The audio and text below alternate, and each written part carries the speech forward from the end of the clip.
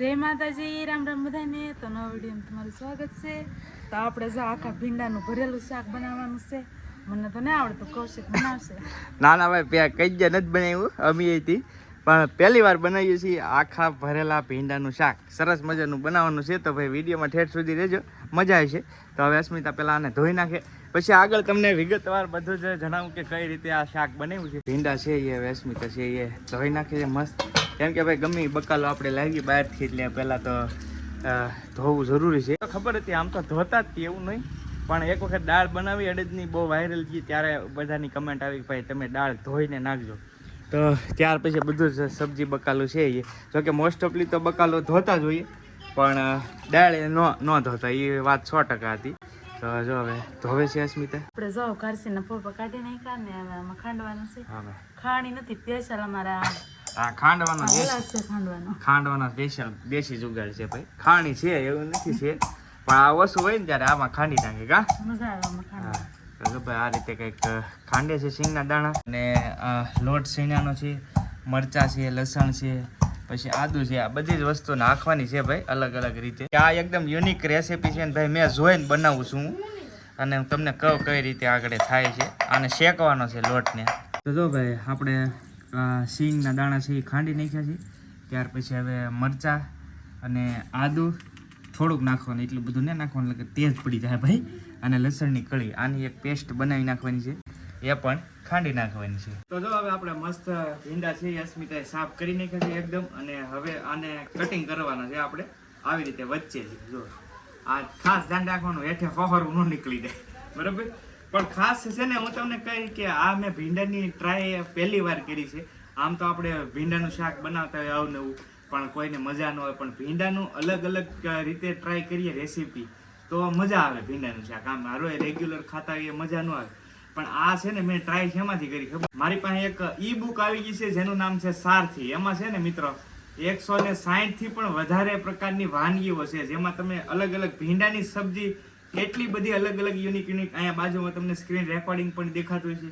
કેટલી બધી અલગ અલગ વાનગીઓ છે, પંજાબી શાક છે, ત્યાર પછી ઈડલી છે, સાંભાર છે, અને અડદીઓ છે. આવી બધી જ અલગ અલગ પ્રકારની વાનગીઓ છે એ તમને એમાં જોવા મળી જશે.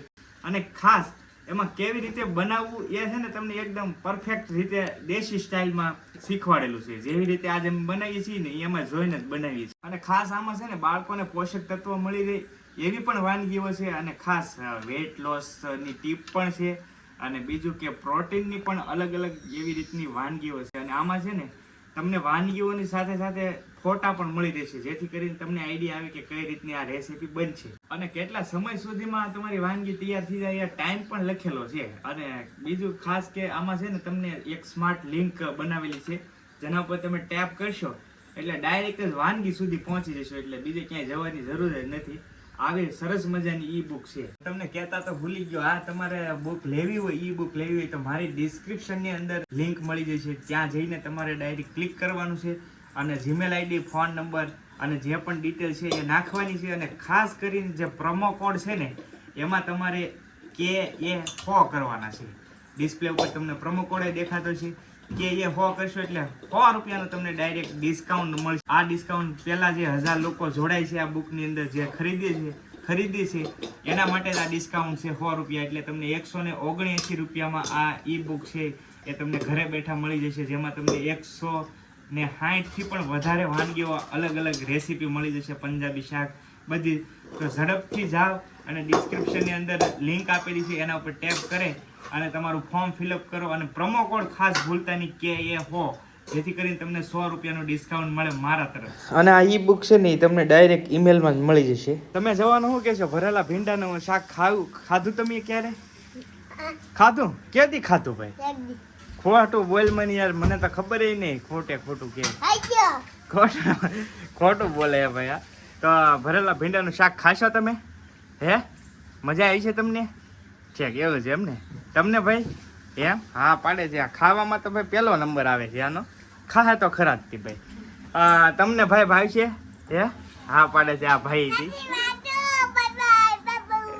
નથી ભાવતું બાય બાય કરવા પડી, તો સંતરું ખાય છે અત્યારે. ત્યાર પછી છે ને હવે આપણે તવી મૂકી દીધી, તવો આપણો દેશી, અને એમાં લોટ છે છીણાનો એને શેકવાનો છે થોડો, એટલે પછી આની આખી ગ્રેવી તૈયાર થાય. તો આ લોટ નાખી દઈએ આપણે અંદર, તો હલાવતું રહેવાનું છે આને ટૂંકમાં આપણે. તો જો અસ્મિતા જે લોટ શેકે છે.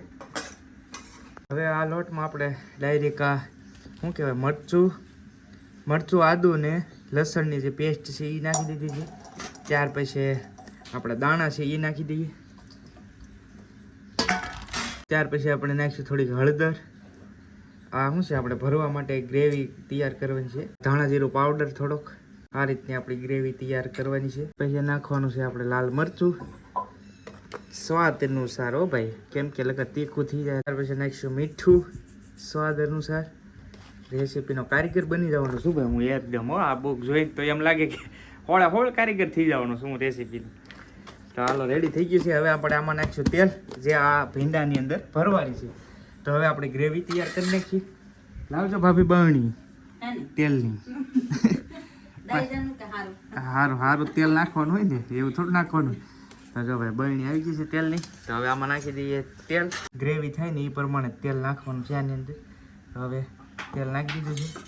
તો હવે આને બરાબર બધું મિક્સ કરી નાખીએ આપણે આ રીતનું કંઈક.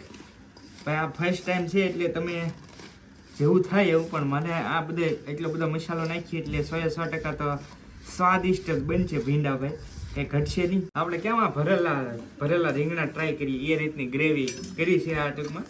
અને એમાં ભાઈ ભરેલા રીંગણાની ઘણી બધી રેસીપી છે, એટલે તમે બુક જોશો ને તો તમને આઈડિયા આવશે કેટલી રેસીપી છે.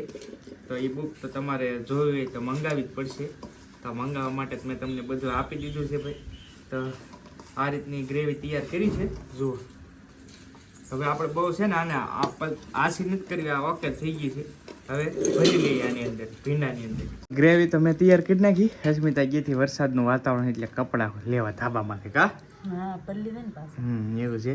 તો જો હવે ભીંડા ભરવાની શરૂઆત કરી દીધી છે. અમારા કેવલભાઈ ત્યાં સપોર્ટ કરે છે થોડો. તો જો ભીંડા આવી રીતના કંઈક ભરવા માંડ્યા છીએ હવે આપણે.